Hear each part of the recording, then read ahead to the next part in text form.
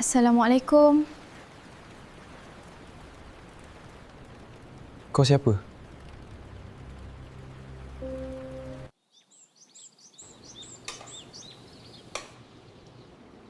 Mama ke ambil kau? Ya, Mama aku ni pelik. Senang sangat bawa orang masuk rumah ni. Esok kau belah.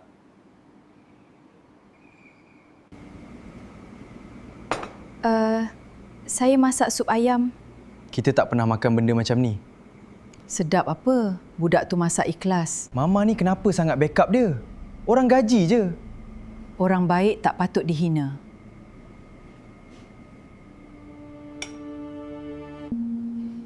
Budak ni lain. Apa maksud Mama?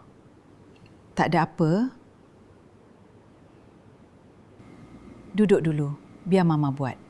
Mama layan dia macam keluarga sendiri. Saya cuma nak tolong. Tak semua orang datang untuk menyusahkan kita. Dia memang mirip. Mama sembunyi apa sebenarnya? Mama kenal dia ke sebelum ni?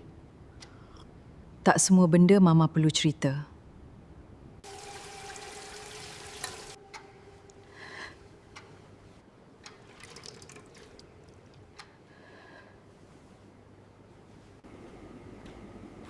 Kau ni senyap. Tapi menyusahkan rumah ni. Aku tak perlukan simpati sesiapa. Saya faham. Ya Allah, aku dah cuba jadi kuat. Tapi hati aku sakit sangat. Kalau ini ujian untuk aku, kau kuatkanlah hati aku. Jangan biar aku benci orang yang menyakiti aku.